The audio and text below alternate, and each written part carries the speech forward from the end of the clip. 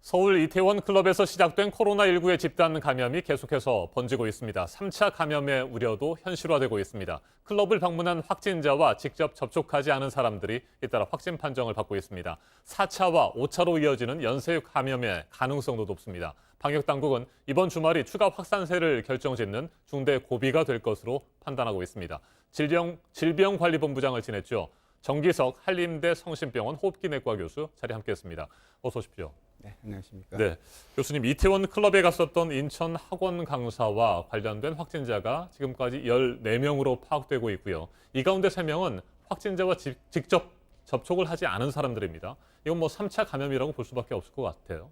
네, 결국 이태원이 출발이 됐지만 그 이태원에 모여서 확진된 사람들도 감염원이 하나는 아니라고 지금 다들 보고 있거든요. 네. 그래서 자주 밀폐된 장소에 계속 당기는 분들 사이에서 알게 모르게 감염이 이루어지고 그분들이 각자의 생활 터전으로 돌아가서 지금 2차, 3차 감염을 일으키고 있는 것이다. 그렇게 보고 있습니다. 그렇다고 한다면 이태원 클럽의 집단 감염, 이 감염원을 파악하는 것은 현실적으로 불가능하다고 보세요?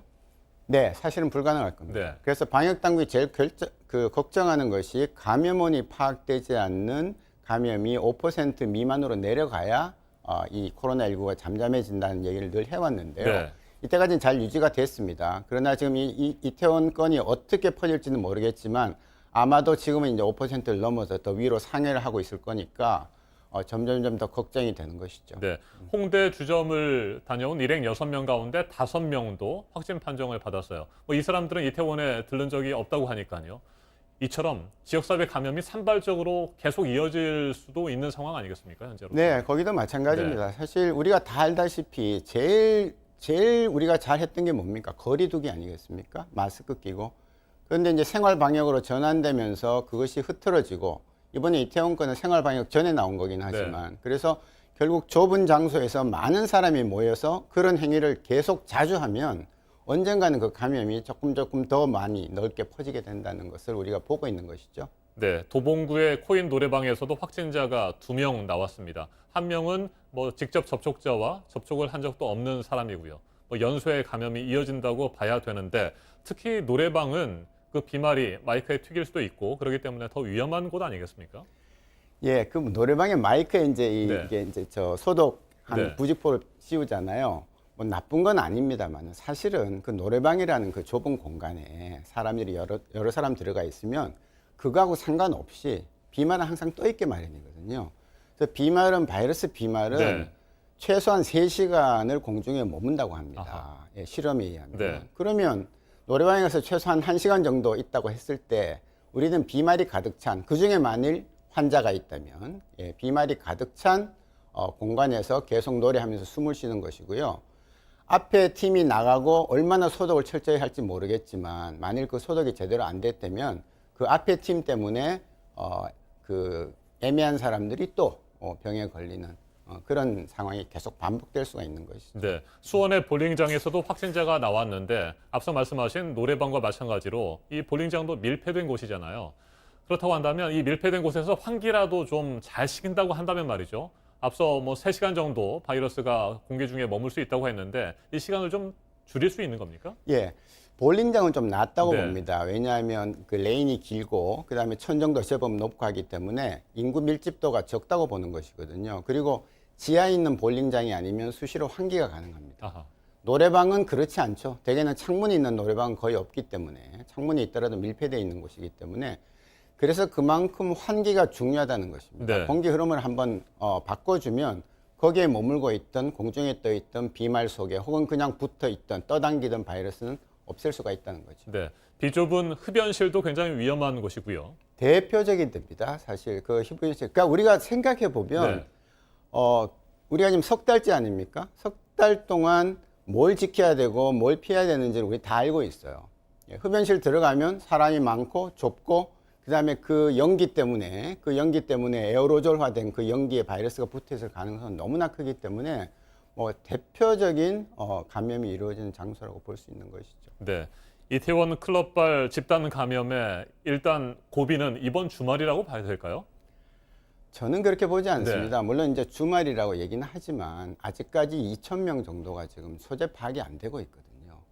그분들 중에 아무도 확진자가 안 나오면 다행이지만 그럴 확률은 없지 않겠습니까? 그분 중에 누군가가 지금도 계속 바이러스를 퍼뜨리고 있을 것입니다. 그래서 운에 맡겨야죠, 이거는 정말로. 예. 그리고 더 중요한 것은 마지막 끝단에, 지금 이 코로나19의 끝단에는 병원이 있습니다. 네. 그 병원에서도 중환자실이 있습니다.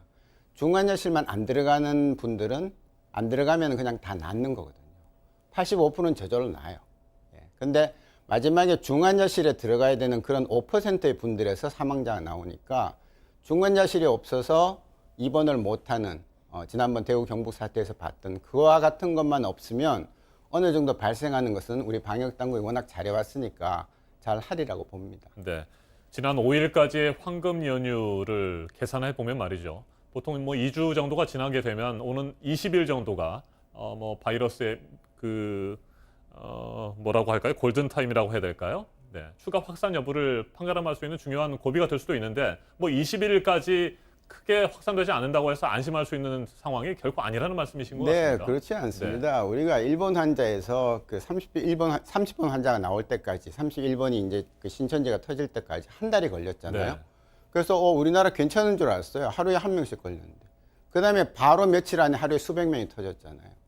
그래서 이 이태원 건도 조용히 넘어가면 좋습니다. 그러나 결코 그냥 끝나지는 않을 것이다. 다만 소규모의 발생이 여기저기서 되는 것은 우리가 충분히 조정이 가능하니까, 통제가 가능하니까 그렇게 되기만을 바라야 되는 것이죠. 네, 최근 WHO 세계보건기구가 이렇게 밝혔습니다.